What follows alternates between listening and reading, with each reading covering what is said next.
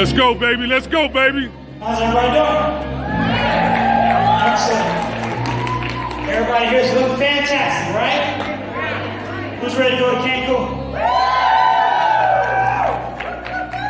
That didn't sound very convincing to me. Who's going to Cancun?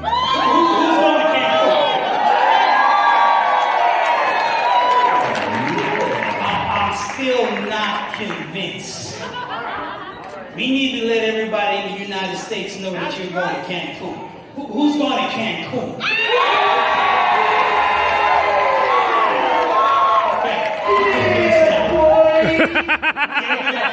So, real quick, a lot of people have been asking me, man, Andre, you this, you that, you did, man, how did you do it? Can I tell you all the real deal? Who wants the real deal? Okay, in high school, they diagnosed me with dyslexia. Learning disability, couldn't read and write. Barely graduated high school. Went on to work with my hands as a mechanic, working on cars, building houses. Got introduced to this industry at 18 years old, and I started doing something I never did my whole life. Reading books. And I read books that grew me here, mentally. And I kept reading books, listening to programs. Got involved in the industry, met Mr. John Wadsworth.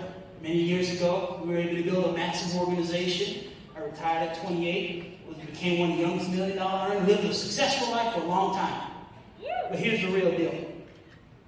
At about 2009, my business took a nosedive. And for about 4 or 5 years, I figured out how to make ends meet. 2013, I did something I haven't done in about 14 years. I went and got a J-O-B. To jump out of bed and just over broke. That's what I call it for many decades.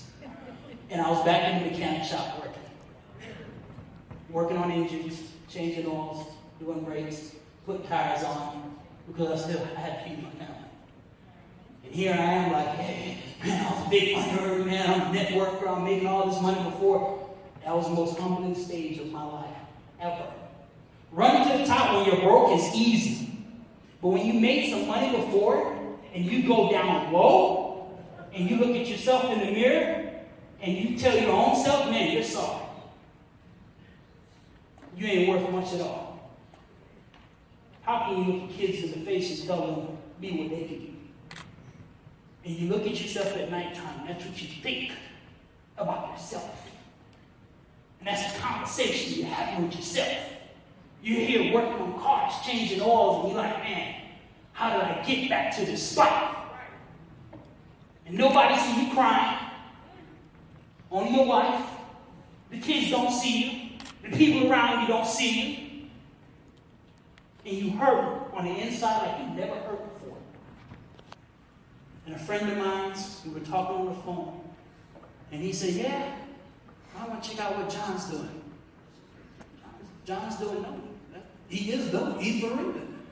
Sorry. So I looked on his Facebook, and it said, the wave is coming. So I went straight from there to the chat. Hey, what you got going on?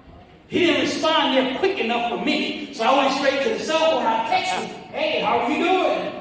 He texted me back, hey, Andre, can we talk tomorrow morning? We sure can. What time? Whatever time works for you.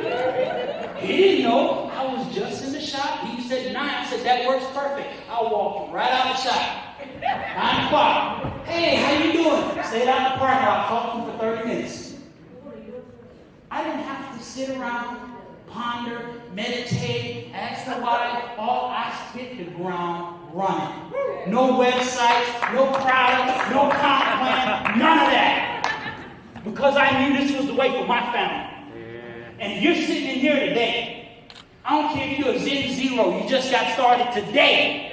When you leave out of here, it's the actions that you take every single day that's going to determine how you're going to live your dreams.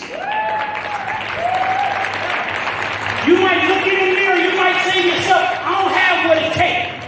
I'm kind of sorry right now. I'm in a bad spot in my life.